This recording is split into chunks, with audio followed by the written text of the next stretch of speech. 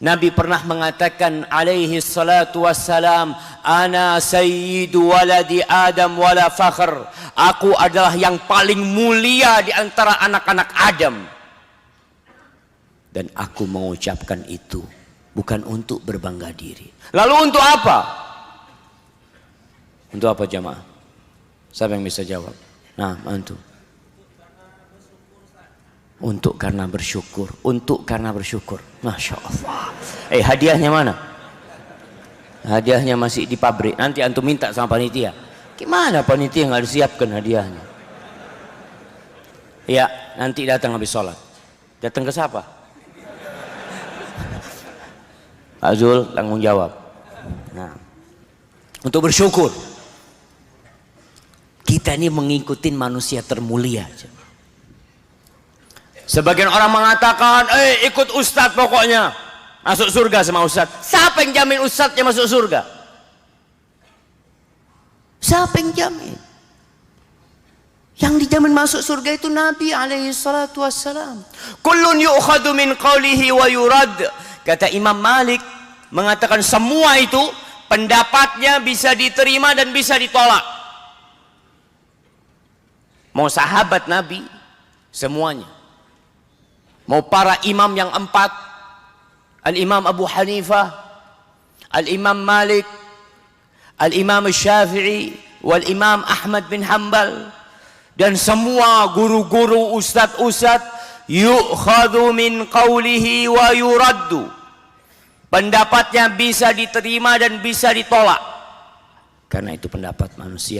Illa sahibu hadzal qabr. Kecuali ini yang dikubur di tempat ini. Itulah Rasulullah sallallahu alaihi wasallam yang kita harus ikutin ucapan beliau. Kita ini mengikuti Nabi alaihi salatu. Kalau ingin selamat, orang-orang yang mengaku cinta kepada Allah, Allah mengatakan qul in kuntum tuhibbunallah fattabi'uni yuhibbukumullah. Kalian kalau ngaku cinta sama Allah, maka ikutin aku, kata Nabi SAW. Pasti Allah cinta sama kalian. Dosa-dosa kalian akan diampuni sama Allah. Amma ba'd. Ahibati fillah. Pada malam tanggal berapa? Tanggal 20 kita. Tanggal berapa? Tanggal 19 kita. Jumadal Akhirah. Betul. Tanggal berapa? 1440. Hadiahnya ambil lagi.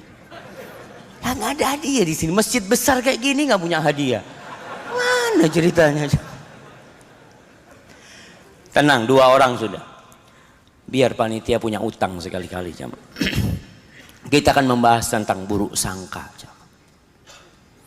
Tentang sebuah perasaan yang ada dalam diri kita yang terkadang datang tanpa diundang dan terkadang dia mengakar kemudian menjadi perbuatan. Kita sering dengar ucapan suudzon, ya, buruk sangka. Apa arti buruk sangka? Al-Imam Al-Mawardi mengatakan su'udzan adamu thiqah biman huwa laha ahl. Kita nggak percaya sama seseorang yang pantasnya dia dipercayain. Dia pantas untuk dipercayai, tapi antum nggak percaya sama dia. Ibnu Qayyim mengatakan apa sih yang disebut su'udzan? Huwa imtila'ul qalbi bidzununi sayyi'a bin nas. Beliau mengatakan penuhnya hati dengan prasangka-prasangka buruk kepada manusia. Sehingga itu keluar di lisannya dan tampak dalam perbuatannya. Ada su'udzon sama Allah Jalla Jalaluh. Buruk sangka kepada Allah. Itu yang akan kita bicarakan.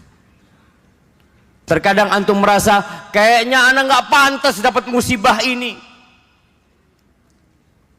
Kenapa kok fulan dapat musibah? Fulan yang banyak dosanya, nggak dapat musibah. Kenapa itu terjadi ya Allah? Antum suudzon sama Allah.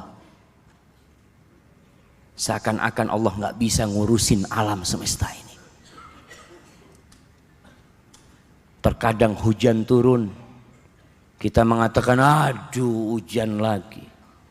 Hujan lagi. Kenapa antum mengatakan itu? Ucapkan Allahumma sayyiban nafi'an. Ya Allah, jadikan hujan yang bermanfaat. Seperti itu seorang muslim.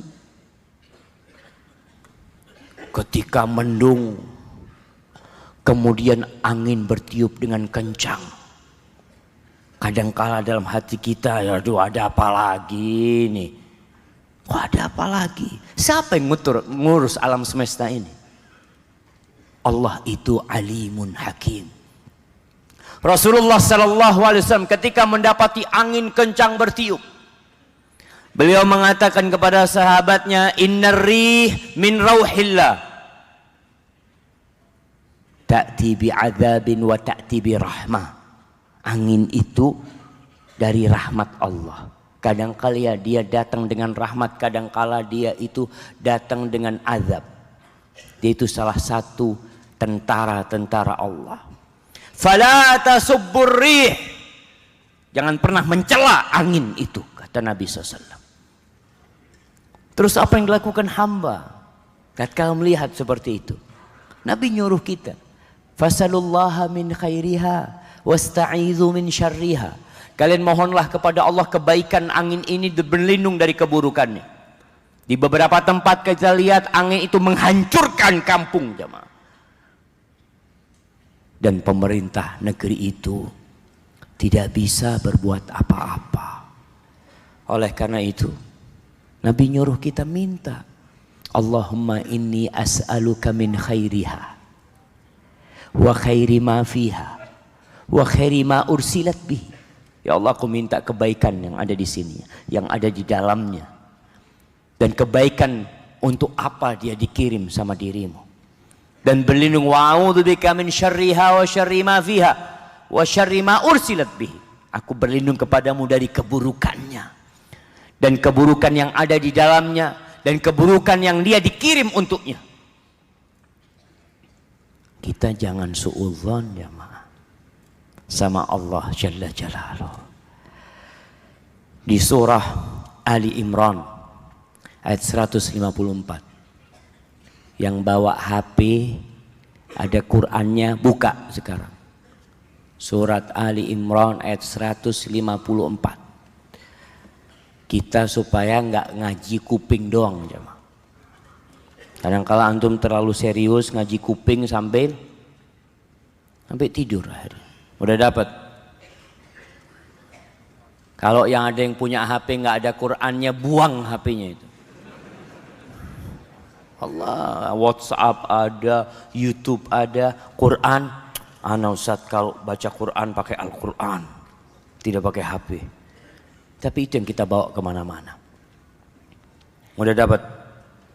Allah mengatakan ini kisah pada waktu perang Uhud, di mana kita tahu para sahabat Nabi pada waktu itu sempat melakukan kesalahan, sehingga kesalahan itu menimbulkan kekalahan, dan kekalahan itu menimbulkan luka yang dalam di diri para sahabat. Allah mengatakan, "Tsumma anzala 'alaikum min ba'dil ghammi amanatan nu'asan yaghsha ta'ifatan minkum." Kemudian Allah menurunkan setelah kesulitan yang ditimpa para sahabat, kesedihan, kegalauan mereka, dengan kondisi yang mereka hadapin, mereka dalam kondisi penuh kekhawatiran, Allah kirim ngantuk sebagai rasa aman buat mereka. Itu buat orang yang beriman. Sampai sebagian sahabat di medan perang lagi pegang pedang nih jamaah, tidur jamaah. Jadi kalau ngantuk di medan perang itu rahmat jamaah.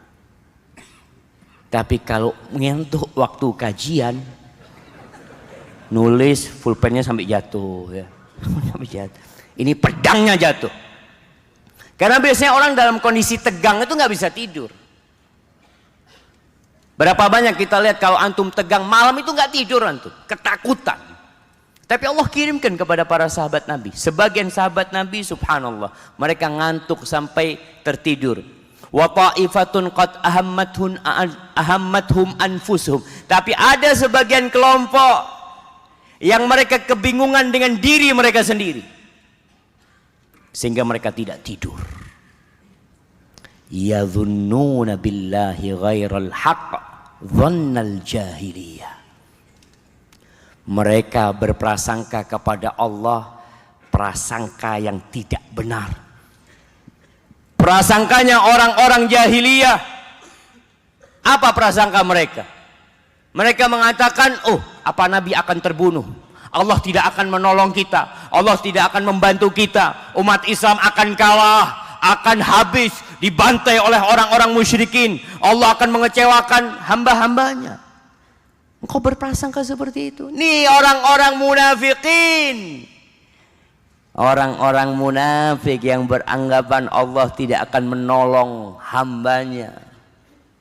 Nggak bisa tidur mereka. Yaqulun hal lana minal amri min syai'.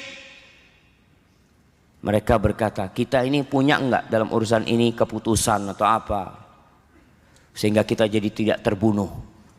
Apa kata Allah? Qul innal amra kullahu lillah. Katakan kepada mereka, urusan ini semuanya milik Allah Jalla Jalaluh. Kita ini enggak punya apa-apa cuma. Dalam kondisi suka, duka, sulit, mudah, kita senantiasa mengatakan lahul mulku wa lahul hamdu. Milik Allah kepemilikan. Pekanbaru ini milik Allah. Sumatera ini milik Allah.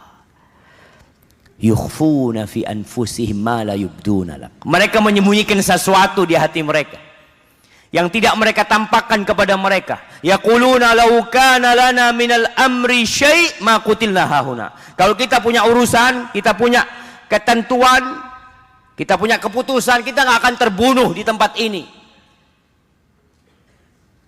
Siapa mereka? Antum nih siapa sih?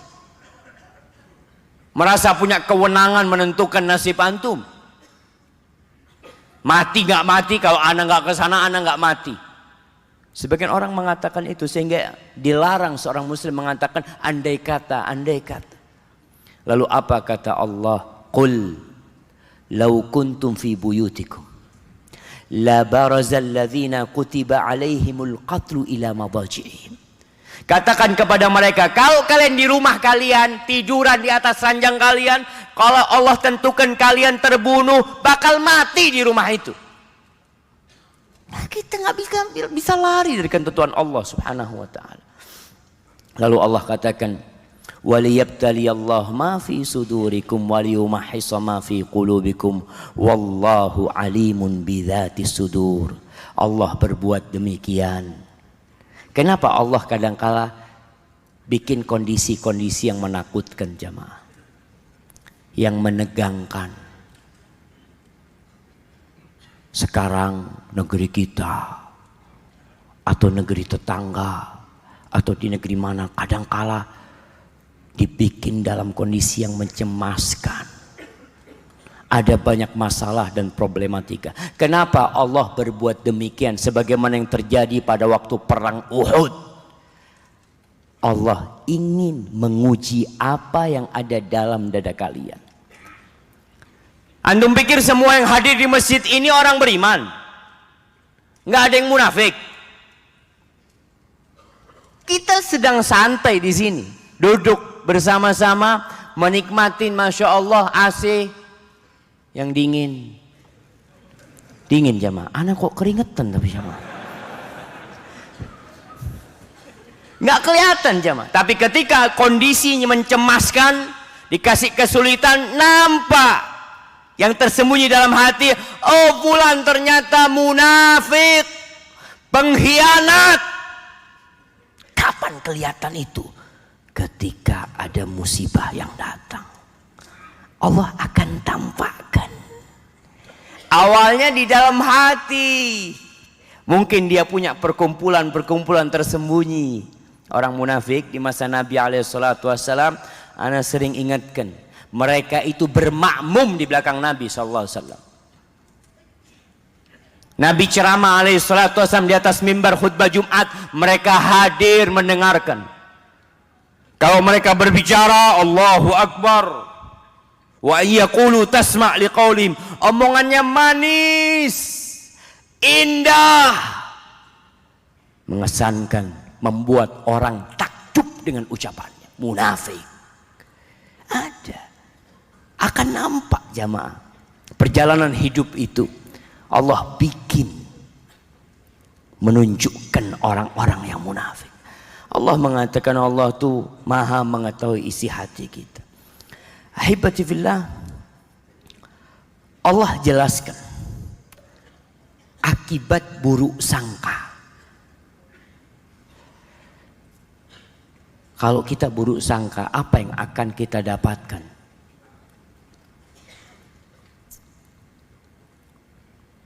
Banyak keburukan yang akan kita dapatkan. Di surat Fussilat ayat 22-23. Sekarang ini dengan adanya HP, antum tinggal tulis Fussilat, langsung muncul suratnya. Kalau pakai Quran antum halaman berapa ya? Astagfirullah, astagfirullah. Sampai selesai ustadznya baca, belum ketemu. Antum lihat jemaah umroh sama haji, kadang-kala mereka tawaf, bawa kitab mereka jemaah. Itu sudah mulai tawaf, dilihat, ya Allah, mana ya, mana. Sudah satu putaran jemaah, Masya Allah. Belum baca doa dia jemaah. Karena kondisi ini. Maka suka-sukalah kita baca Quran, supaya tahu di mana letak surat Fussilat. Allah mengatakan, wa ma kuntum tastatiruna an yashhada alaikum sam'ukum wala absarukum wala juludukum walakin dhanantum anna Allah la ya'lamu katsiran mimma ta'malun. Allah mengatakan, dan kamu tidak dapat bersembunyi dari kesaksian pendengaranmu. Akan jadi saksi telinga kita. Dan penglihatanmu dan kulitmu terhadapmu. Kata. Kulitnya akan jadi saksi. Coba. Bahkan yang paling menakutkan. Ketika engkau berbuat dosa, engkau mengira Allah tidak mengetahui dosa yang kau lakukan. Kadang kalau orang berbuat dosa itu, seakan-akan Allah tidak melihat dia. Ada prasangka dia. Di diri dia Allah tidak melihat dia. Allah tidak akan menghisab dia. Lalu apa kata Allah? Wa dzalikum dhannukumul ladzi dhanantum bi rabbikum ardakum. Gara-gara prasangka buruk itu kepada Allah, akhirnya Allah menghancurkan kalian, mengazab kalian. Fa asbahtum minal khasirin. Lalu kalian menjadi orang-orang yang merugi. Masya Allah. Mana yang dapat hadiah tadi? Kirim ke belakang. 1. Masya Allah. 2. Belakang ada 1 di sana. Ya, kasih. Kirim aja bang.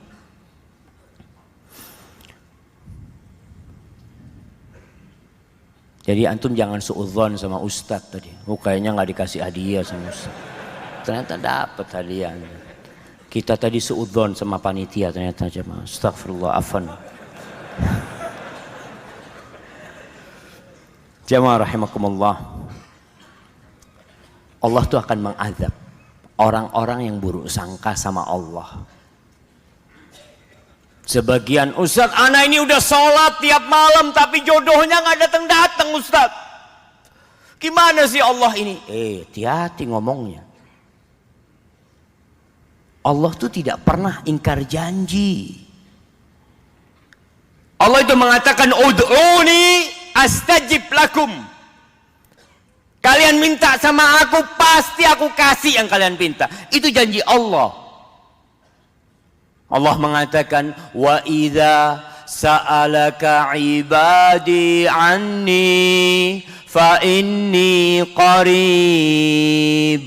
Kalau hamba-hambaku bertanya kepadamu tentang aku, maka sesungguhnya aku dekat, kata Allah. Ujibu da'watad da'i idza da'ani. Aku kabulkan permintaan orang-orang yang meminta kepadaku. Kalau dia minta sama aku. Janji Allah itu pasti.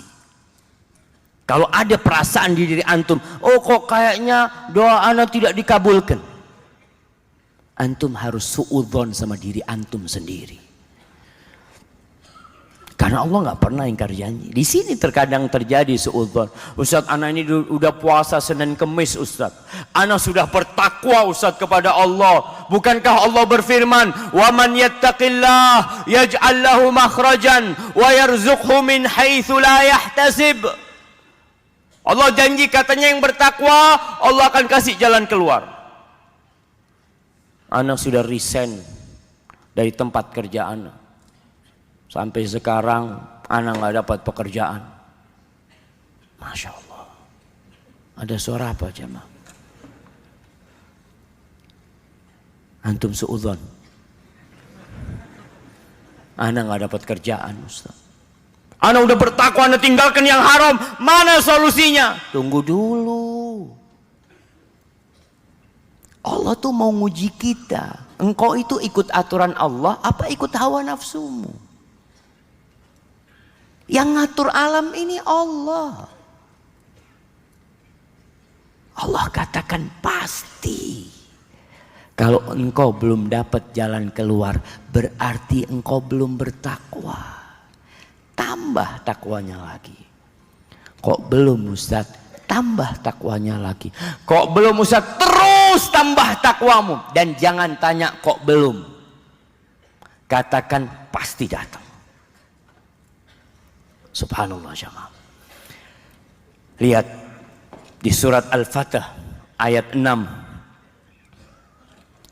Allah menceritakan tentang manusia-manusia yang suka buruk sangka sama Allah.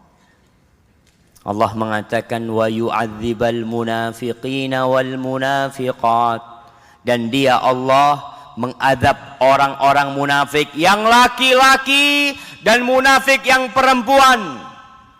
Jangan dipikir munafik cuma orang laki. Ibu-ibu di atas dipikir semuanya beriman, mudah-mudahan. Tapi terkadang ada satu dua yang munafik. Yang enggak lah Ustaz, masa pakai jilbab Ustaz munafik? Jamaah, Abdullah ibn Abi Mulaikah, seorang tabi'in, yang mengatakan adraktu 30 min ashabi Muhammadin sallallahu alaihi wasallam, aku berjumpa dengan 30 dari sahabat Nabi, berjumpa dengan Aisyah, berjumpa dengan Abu Hurairah, dengan Abdullah bin Umar, Abdullah bin Abbas, sahabat-sahabat yang hebat. Kulluhum yakhafu ala nafsihi nifaq, semuanya takut di diri mereka ada sifat kemunafikan. Lalu kita merasa aman dari sifat munafik. Allah mengazab laki-laki yang munafik, wanita-wanita yang munafik, wal musyrikina wal musyrikat, dan laki-laki yang musyrik dan wanita yang musyrik, adh-dhannina billahi dhanna saw, mereka yang biasa buruk sangka kepada Allah Jalla Jalaluh. Seakan-akan Allah tidak akan memberikan rizki, tidak akan memberikan kemenangan kepada umat Islam. Seakan-akan penciptaan ini tidak ada hikmahnya, hanya main-main belaka. Apa kata Allah? Alaihim dairatus saw, mereka akan mendapatkan giliran azab yang buruk buat mereka. Lingkaran keburukan akan berangkat ke sana. Wa ghadiballahu alaihim. Ibnu Qayyim menjelaskan, Allah itu mengazab orang-orang yang buruk sangka kepada Allah dengan azab yang hampir tidak ada di perbuatan lainnya. Pertama, Allah akan memberikan azab keburukan buat mereka. Yang kedua, wa ghadiballahu alaihim, Allah murka kepada mereka. Yang ketiga, wala'anahum, Allah laknat mereka. Cukup? Nggak cukup. Wa'adda lahum jahannam wasa'at masira.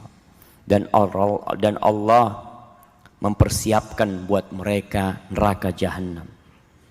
Dan itu seburuk-buruknya tempat kembali. Itu buruk sangka sama Allah. Gimana buruk sangka dengan hamba Allah? Dosa juga.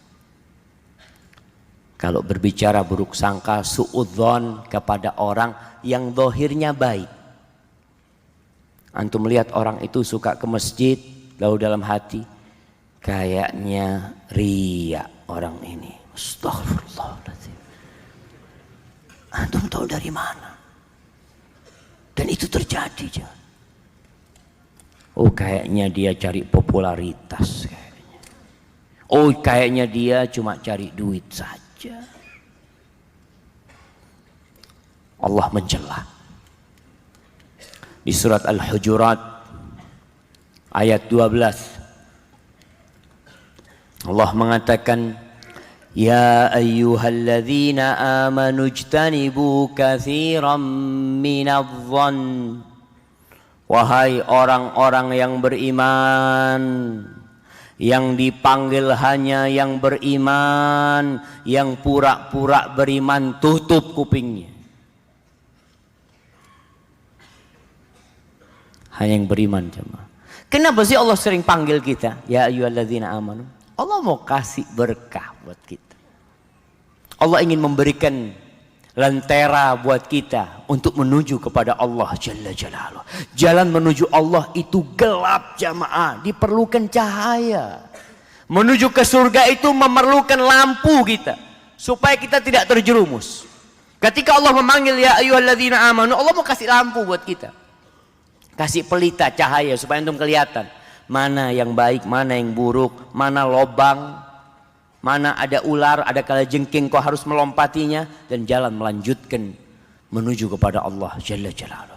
Allah mengatakan ijtanibu katsiran minadh-dhann. Udah mau masuk azan. Baik, kita dengarkan azan dulu jamaah. Masya Allah, ini AC-nya nggak bisa ditambahin dikit lagi.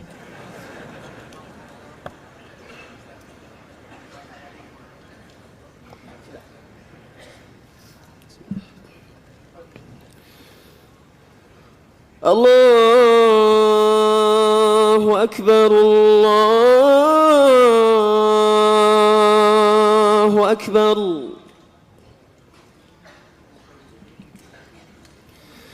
Allahu Akbar, Allahu Akbar. Ashhadu an la ilaha illallah.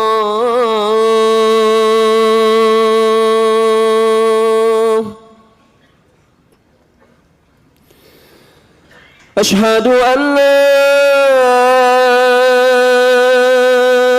ilaha illallah.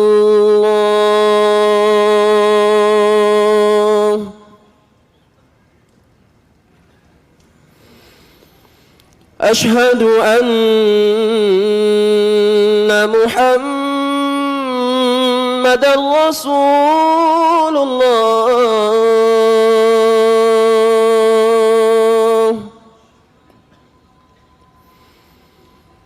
Ashhadu anna Muhammadan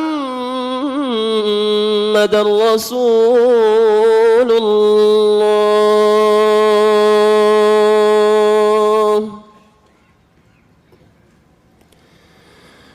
Hayya 'alas salah.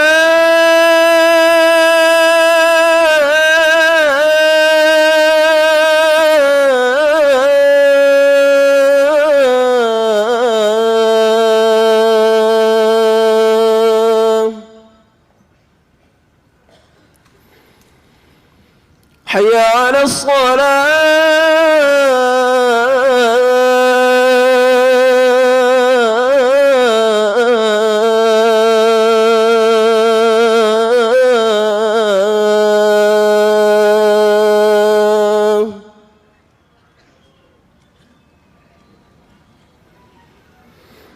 حي على الفلاح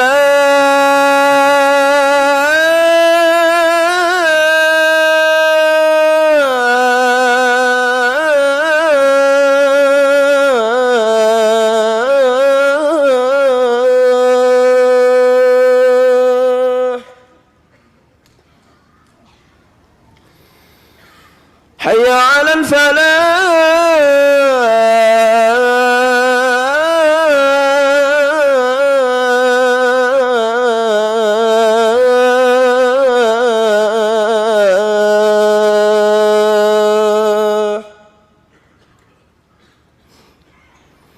الله أكبر الله أكبر لا إله إلا الله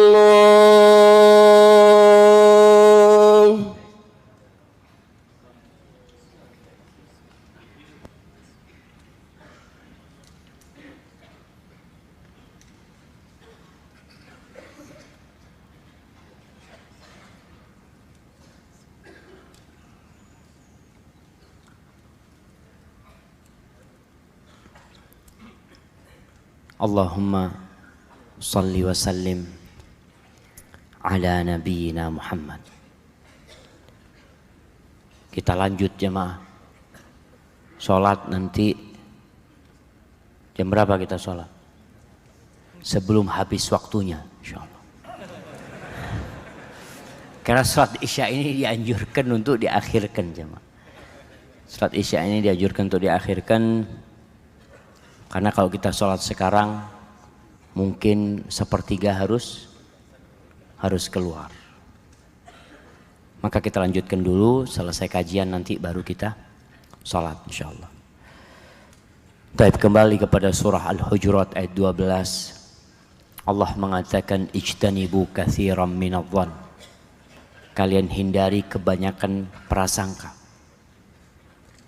Dalam hadis Nabi SAW mengatakan iyyakum wadh-dhann fa inna dhanna akdzabul hadis. Kalian hati-hati, jauhi prasangka. Prasangka itu pembicaraan yang paling dusta. Prasangka itu adalah obrolan dalam hati, jemaah. Orang berbicara dalam hati tanpa ada dasar, tanpa ada dalil, tanpa ada tanda-tanda. Yang ada terkadang bawaan dari dengki dan iri. Untuk melihat temennya HP-nya baru, oh kayaknya kredit. Antum kenapa harus ngomong kayak gitu? Allahu Akbar. Sebagian prasangka itu dosa. Entar lagi kita akan bicarakan ada berbagai macam prasangka dalam agama kita. Para ulama membahasnya. Supaya kita tahu ada prasangka yang ternyata dianjurkan. Ada prasangka yang ternyata wajib. Ada. Dugaan-dugaan itu ada. Tapi kebanyakan prasangka itu dosa. Kebanyakan. Wala tajassasu. Biasanya orang mulai berprasangka, prasangka ini akan berlanjut kepada tajassus. Tajassus itu memata-matai. Ana perasaan kok nggak enak sama fulan maksudnya. Coba ana cari tahu.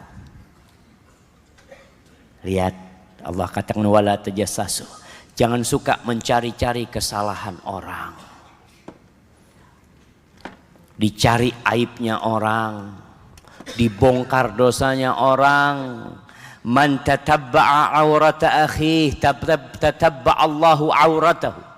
Barang siapa yang mencari-cari mengikutin aurat kesalahan-kesalahan saudaranya, Allah akan mencari-cari kesalahan dia. Yang dicari kesalahannya sama Allah, Allah akan bongkar kesalahan dia di dalam rumah. Allah akan tunjukkan jemaah. Maka jangan suka tajassus. Dicari-cari kesalahan orang.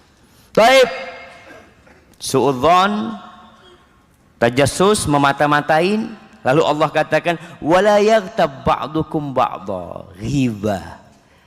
Biasanya setelah selesai memata-matai dia punya bahan nih.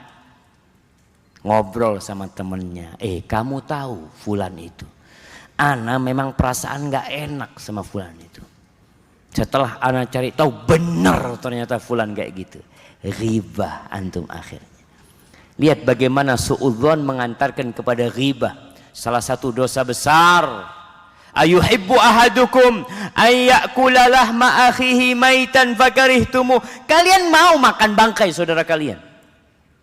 Ini bermula dari suudzon. Akhirnya makan malam di rumah teman. Di atas meja semua dikasih pisau sama garpu. Yuk kita makan.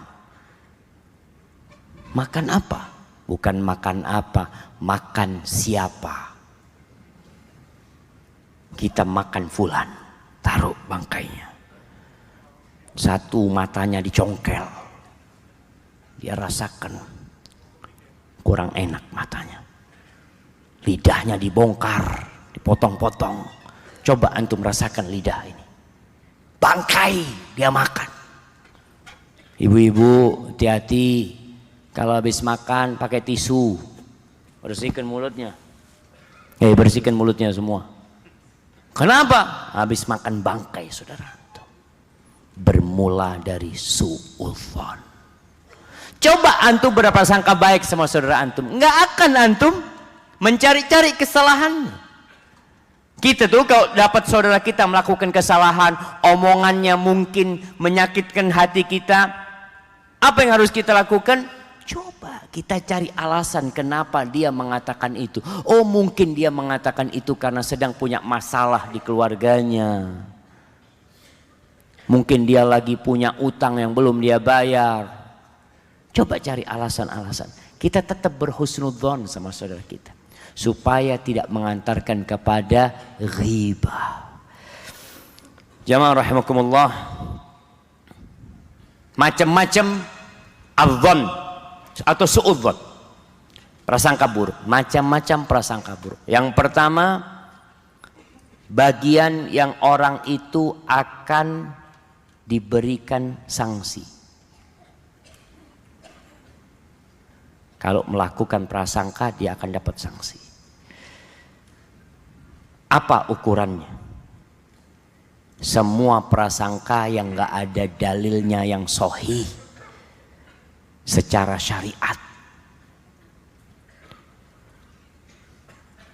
Dalam hati kita muncul perasaan ini dan kita percayai, kemudian kita omongkan, lalu kita berusaha mencari tahu, padahal udah nggak ada dalilnya, nggak ada buktinya, itu akan mendapatkan sanksi. Dan bagian yang pertama ini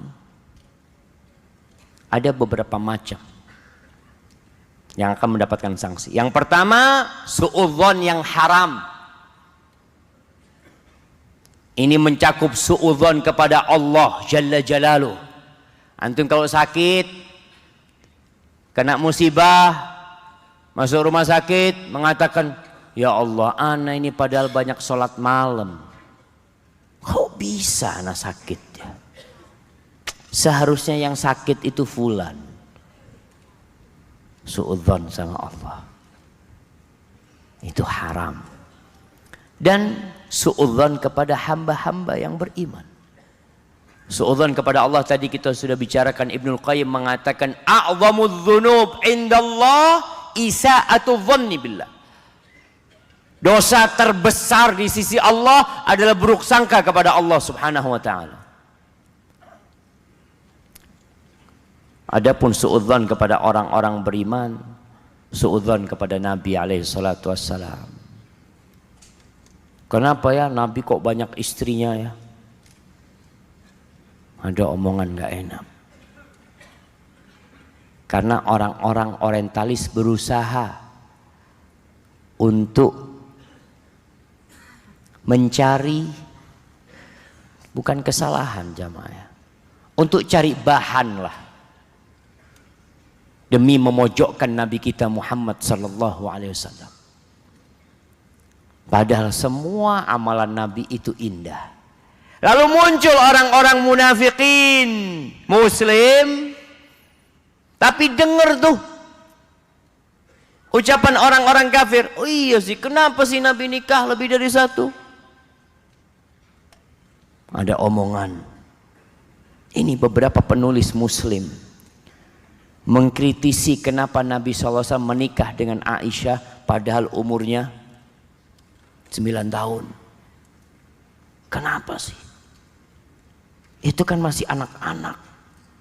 Sekarang aja nikah. Umurnya berapa kalau perempuan? 17. Iya. Hati-hati antum punya perasaan seperti itu kepada Nabi SAW. Kemudian suudzon kepada hamba-hamba. Hamba-hamba Allah yang soleh. Kayaknya Ustadz Fulan ini kayak gini. Atau teman antum. Istri suudzon sama suaminya, boleh nggak? Kok ana lihat suami ana sekarang Ustadz, kalau pulang itu wajahnya ceria. Apa kawin lagi dia? Boleh nggak suudzon kayak gitu jamaah? Itu husnudzon apa suudzon jamaah?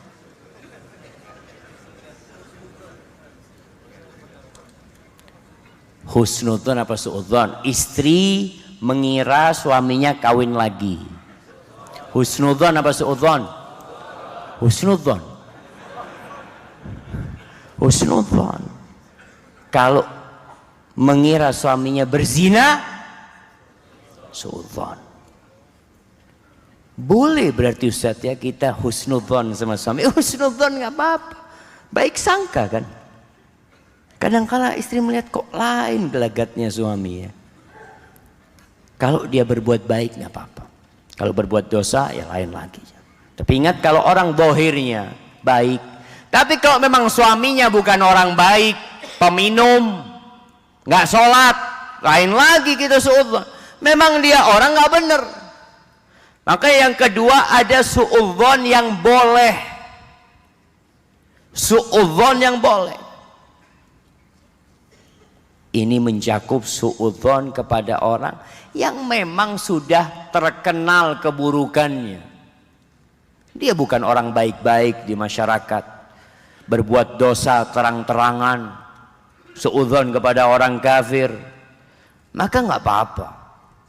Kalau memang nampak dia itu bukan orang baik. Namun Syekh Ibn Utsaimin rahimahullahu ta'ala mengatakan jangan sampai hal ini membuat kita memata-matai dia juga. Ya udah, ini orang nggak benar, hati-hati.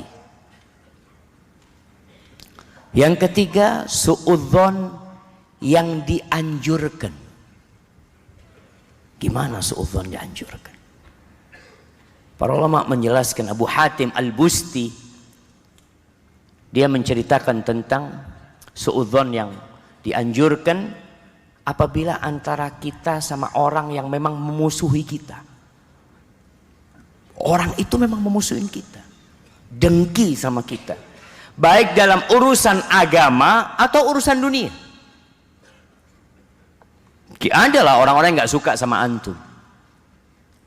Antum buka warung, tahu-tahu pagernya rusak, lampunya putus. Kenapa? Karena sebelah juga buka warung juga. Dan memang sudah ada angin gak enak. Maka di sini kita ya harus berhati-hati dengan orang seperti itu. Artinya suudzon kita ini mengantarkan kita supaya kita tidak santai menghadapi orang yang gak suka sama kita. Kadangkala kita perlu menghadapi orang seperti itu dengan senyuman. Senyum sama orang yang gak suka sama kita. Assalamualaikum. Waalaikumsalam. Oh, nampak nih jamaah. Ana berjumpa ada orang-orang yang nggak suka sama kita, yang memang berusaha untuk menghalangi dakwah, umpamanya. Dan nampak sekali mereka. Kita nggak masalah kalau ada gelagat yang nggak enak, kemudian kita suudzon. Memang orang ini benci sama kita dan berusaha melakukan makar-makar kepada kita. Maka perlu berhati-hati menghadapi mereka. Kemudian yang keempat, suudzon yang wajib. Kapan suudzon yang wajib? Yang diperlukan untuk maslahat. Baik itu maslahat syariah, maslahat syariah ya, yang berkaitan dengan syariat. Contohnya kita hendak mendeteksi atau meneliti tentang fulan. Fulan ini jujur enggak orangnya? Fulan ini bakal jadi saksi. Dia itu saksi palsu apa tidak? Umar bin Khattab radhiyallahu ta'ala anhu ketika ada saksi, datang orang mau jadi saksi, Umar tanya, "Man yuzakkik?" Siapa yang merekomendasikan engkau itu orang baik, pantas jadi saksi? Umar tanya. Enggak dikatakan kau kan asas praduga tak bersalah kan? Oh enggak, tanya. Ini urusannya agama nih. Saksi itu harus orang yang adil dan jujur. Bukan saksi yang dikasih uang kemudian dia memberikan kesaksian. Maslahatnya seperti Umar tanya, "Man yuzakkik?" Siapa yang memberikan rekomendasi kepadamu? Ada satu orang mengatakan, "Ana ya Amirul Mukminin." Aku. Lalu Umar bertanya, "Hal safarta ma'ahu?" Enggak diterima langsung oleh Umar. Ditanya lagi, "Engkau pernah enggak safar sama dia? Melakukan perjalanan sama orang ini?" Kata orang ini, "Enggak." Ya. "Hal amaltahu bidirhamin au dirhamain?" Engkau pernah enggak muamalah sama dia urusan fulus? 1 dirham, 2 dirham? Kata orang ini, enggak pernah. "Hal jawartahu fa'arafta mudkhalahu wa mukhrajahu?" Apakah engkau hidup bertetanggaan sama dia sehingga engkau tahu keluar masuknya dia? Kata orang ini, enggak. "Oh, mungkin engkau melihat dia sholat di masjid kemudian engkau mengira dia orang baik." "Iya, Amirul Mukminin." "Enggak, engkau enggak kenal sama orang ini. Kita ini jamaah di masjid. Kalau masuk masjid semuanya baik. Tapi di luar masjid, wallahu a'lam." Maka kalau cari kesaksian atau memberikan kesaksian kepada seseorang, antum harus kenal sama orang itu. Ini urusannya maslahat syariah ini. Kita harus berhati-hati. Orang menjadi saksi umpamanya dalam urusan saksi fulan berzina, ditanya dulu dia saksi yang jujur apa enggak. Ditakutkan dia hanya berkonspirasi untuk menjatuhkan temannya, dan ini banyak terjadi. Kita lihat sekarang nggak suka sama fulan, "Ya Allah, laporkan ana jadi saksi." Ditanya apakah benar dia saksinya. Itu termasuk suudzon yang wajib dalam urusan ini jamaah. Dampak buruk dari suudzon. Apa yang akan ditimbulkan gara-gara perasaan buruk di diri kita? Para ulama menjelaskan penyebab terjadinya kesyirikan, penyebab terjadinya bid'ah, penyebab terjadinya kesesatan itu adalah suudzon. Baik suudzon kepada Allah atau suudzon kepada Nabi alaihi salatu wassalam. Kata Ibnul Qayyim, "Asyirku wa ta'tilu mabniyani ala su'idzanni billah." Kesyirikan itu dan menafikan sifat-sifat Allah itu dibangun di atas suudzon kepada Allah. Ada orang yang masih minta kepada lautan, minta kepada gunung. Apakah Allah minta itu? Kenapa engkau lakukan itu? "Oh, kalau kita tidak melakukan ini, Allah tidak akan menolong kita." Suudzon sama Allah. Kalau cuma berdoa aja minta, Allah tidak akan kabulkan. Suudzon sama Allah engkau. Padahal Allah tidak minta itu jemaah. Muncul kesyirikan akhirnya. Li'anna syirk hadmun li haqqi rububiyah. Kata Ibnul Qayyim, syirik itu adalah memakan hak rububiyah Allah. Allah yang menciptakan, Allah yang memiliki. Kemudian engkau melakukan kesyirikan.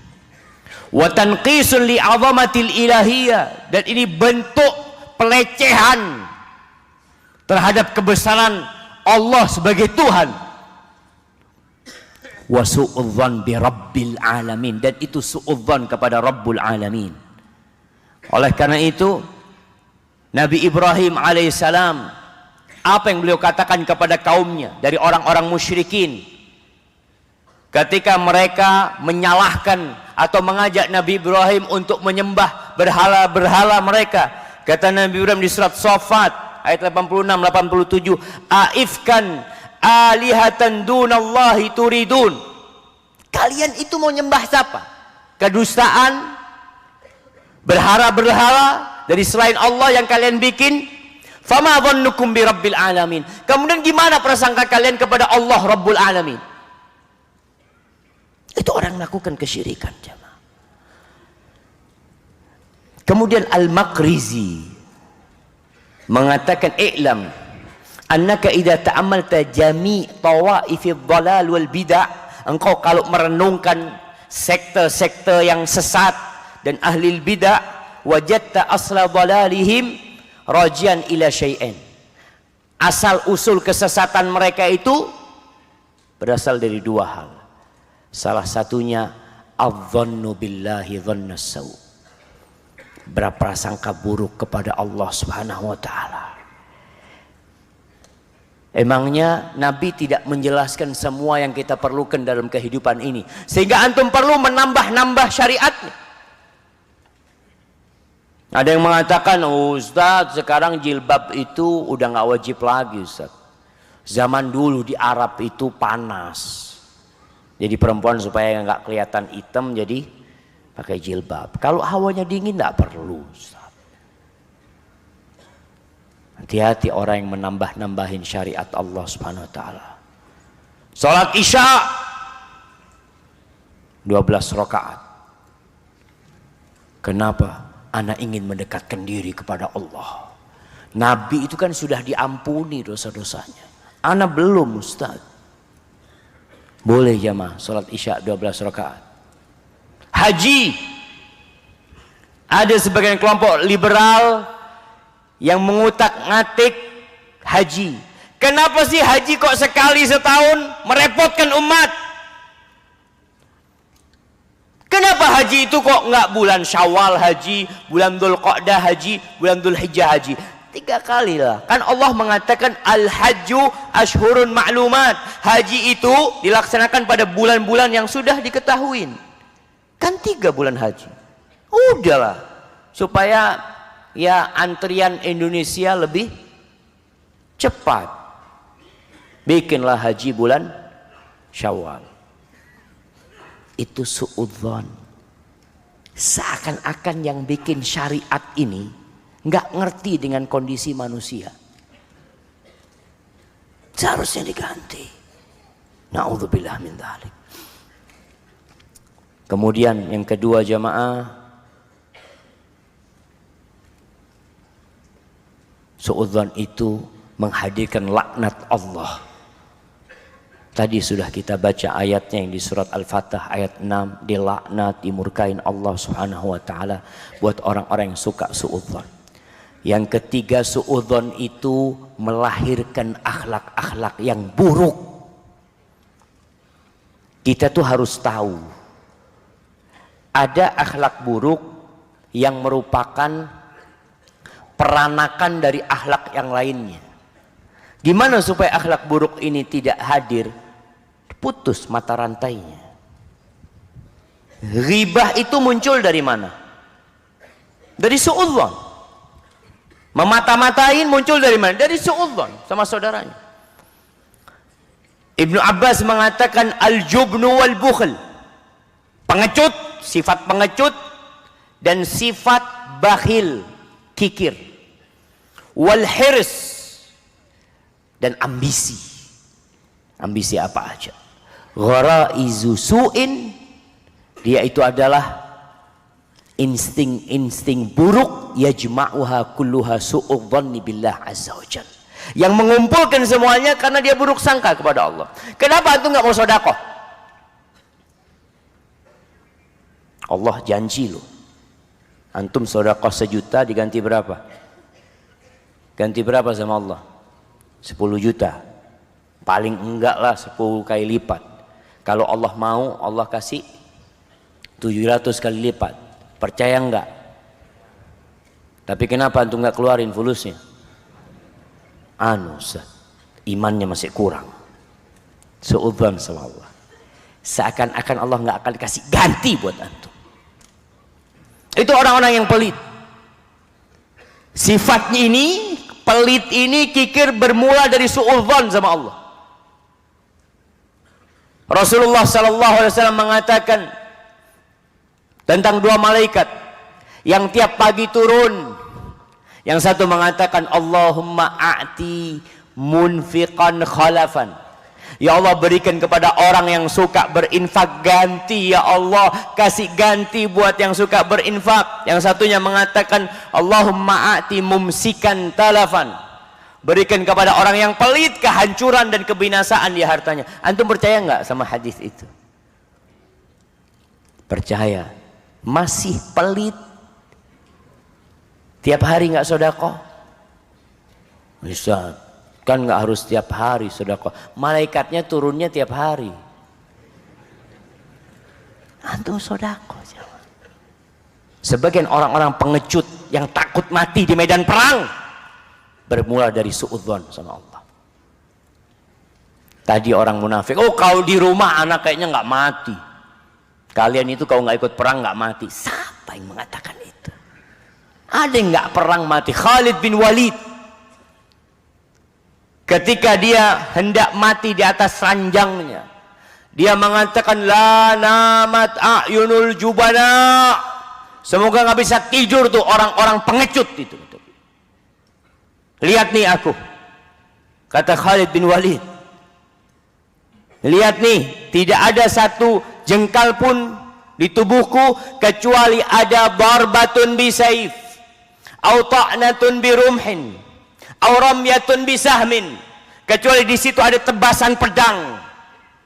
Khalid itu bukan kebal, jamaah. Sekarang ada kelompok, oh kebal kita, mana pisau? Khalid kena pisau luka. Tubuhnya semua itu bekas pedang, tombak, tikaman tombak, atau lemparan anak panah penuh. Tapi kalau lihat kata Khalid bin Walid, aku sekarang harus mati seperti matinya sapi jantan. Tidak mati di medan perang, mati di atas ranjang.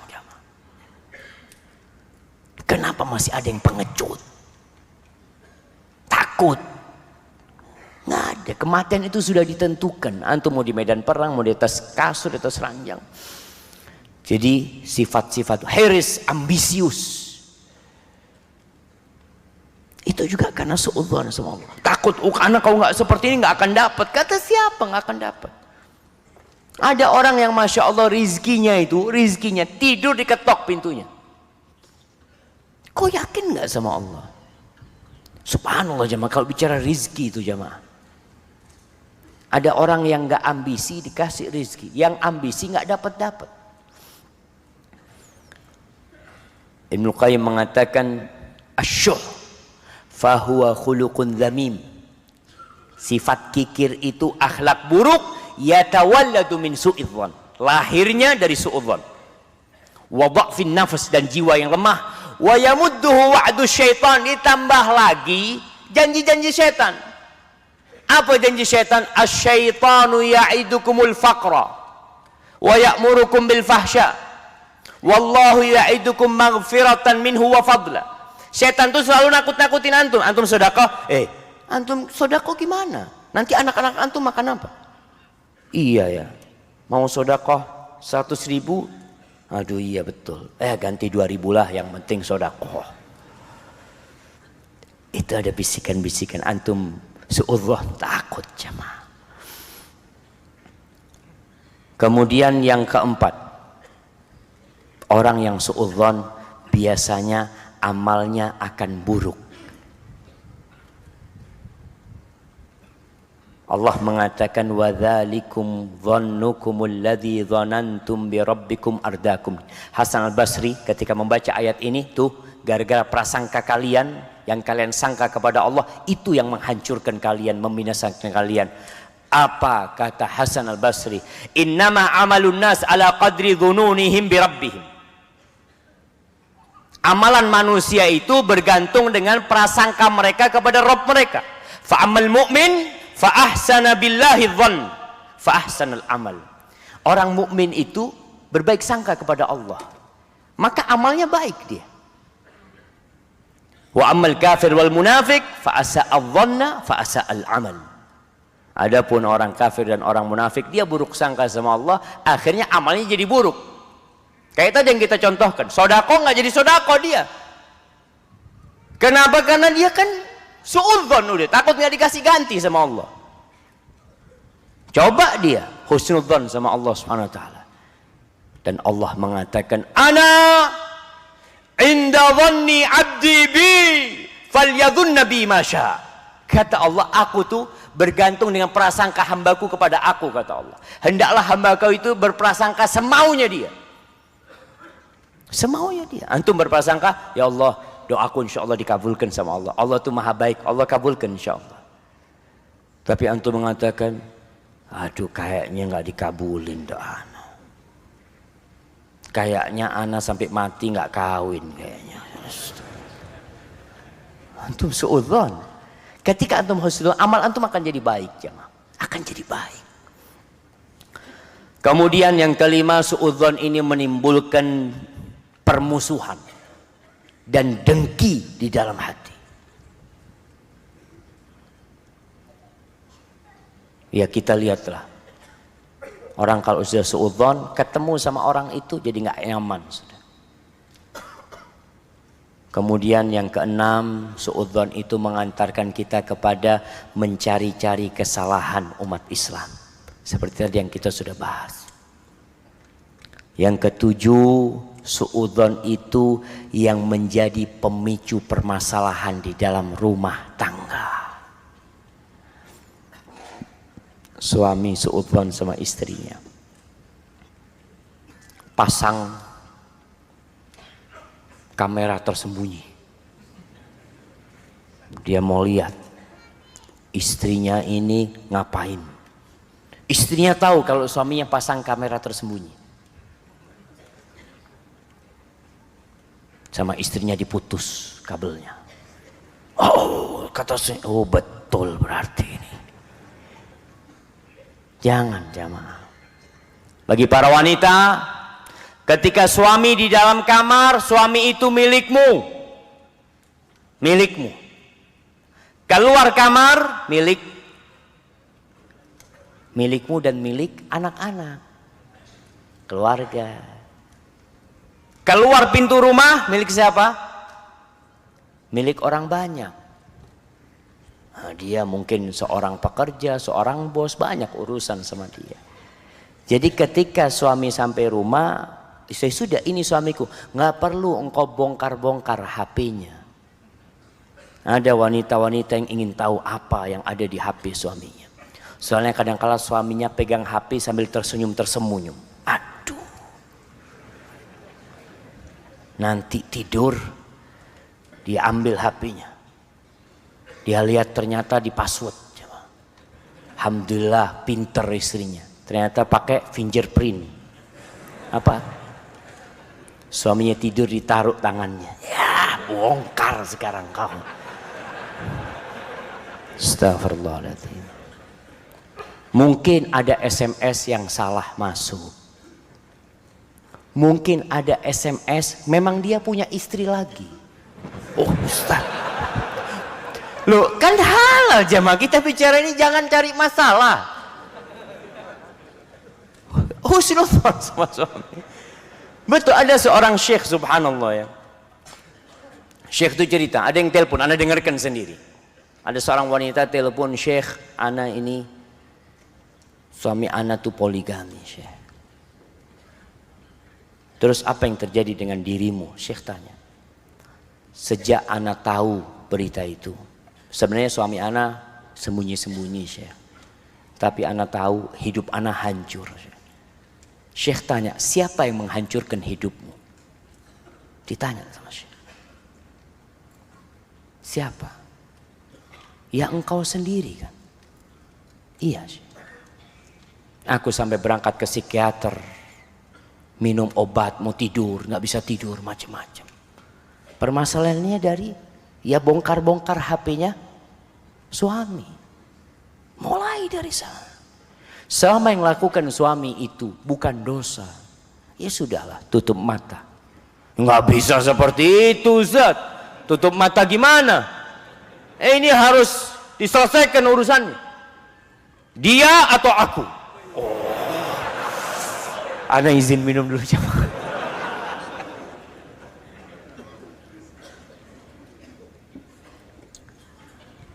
Kata Ibnul Qayyim rahimahullahu ta'ala, beliau mengatakan, al-ghairatu madmumatun minha, ada kecemburuan yang tercela. Di antaranya, kecemburuan yang membawanya untuk su'udzon. Fayu'zi bihal muhibbu mahbubahu. Orang yang mencintai akhirnya menyakiti kekasih dia sendiri. Gara-gara su'udzon itu. Wa yughri alaihi qalbahu bil ghadab, dan dia penuhi hatinya dengan amarah kepada kekasihnya sendiri. Wa hadhil ghairah yakrahuha Allah idza kanat fi ghairi riba. Dan kecemburuan seperti ini itu dibenci sama Allah kalau tanpa alasan yang benar, tanpa ada hal yang memang harus dia suudzon. Antum pernah lihat Rasulullah sallallahu alaihi wasallam marah kepada Aisyah. Marah kepada Aisyah. Pada suatu malam Nabi alaihi salatu wasallam itu mengendap-endap.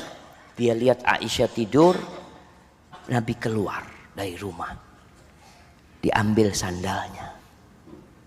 Aisyah belum tidur, jamaah dilihat. Oh, mau kemana? Ini kata Aisyah. Betul jamaah. Nabi keluar perlahan, Nabi keluar, Aisyah langsung pakai jilbabnya. Diikutin Nabi jamaah. Diikuti. Sampai ternyata Nabi SAW berangkat ke kuburan Baqi. Dilihat Nabi berdoa di sana, lihat Nabi berdoa, Aisyah langsung pulang jamaah. Dikejar sama Nabi SAW. Kalau Aisyah pelan, Nabi pelan. Aisyah cepat, Nabi cepat juga. Sampai masuk rumah. Sampai rumah, ngos-ngosan Aisyah. Oh, ya biasa orang kalau habis lari kan. Lalu Nabi mengatakan, ya Aisyah, apakah engkau masih suudzon sama aku? Tabi'aki syaitanuki, engkau diikutin syaitanmu. Ditepuk dadanya Aisyah radhiyallahu ta'ala oleh Nabi alaihi salatu wassalam. Kayaknya cuma cemburu yang nggak tepat gitu loh. Aisyah berpikir Nabi mungkin berangkat ke tempat istrinya yang lain. Padahal malam itu malam milik Aisyah. Nabi cerita, Aisyah, tadi tuh Jibril datang minta aku untuk ke Baqi. Aku pikir engkau udah tidur, nggak ingin aku membangunkan dirimu. Itu wanita kayak gitu jemaah. Antum pikir Aisyah nggak cemburu? Istri Nabi itu kecemburuannya Allahu Akbar. Sampai ribut di depan Nabi SAW. Itu datang Zainab bintu Jahsh ke rumah Nabi SAW. Nabi lagi sama Aisyah. Zainab datang. Ya Rasulullah, inna azwajak yunashidna al-adla fi binti Abi Quhafah. Wahai Rasulullah, istri-istrimu menuntut keadilan dalam urusannya. Nih, cucunya Abu Quhafah. Nggak dibilang anaknya Abu Bakar, namanya nggak disebut. Itu sama Zainab dicaci maki Aisyah sama Zainab. Nabi itu diem doang jemaah. Ini istrinya ribut di depan Nabi SAW. Aisyah nggak jawab. Dia tunggu ada isyarat dari Nabi boleh jawab. Oh, Nabi ngasih isyarat boleh jawab jemaah. Dibalas sama Aisyah sampai kering lisannya Zainab, nggak bisa jawab. Nabi tersenyum sama, ini anaknya Abu Bakar Siddiq ini nih, benar. Ini istrinya ribut cuma seperti itu. Makanya kecemburuan yang tanpa alasan itu yang tercela. Gara-gara suudzon kembali cuma. Kemudian yang ke-8, suudzon itu melemahkan kepercayaan kita kepada orang-orang beriman. Akhirnya kita jadi nggak percaya sama orang.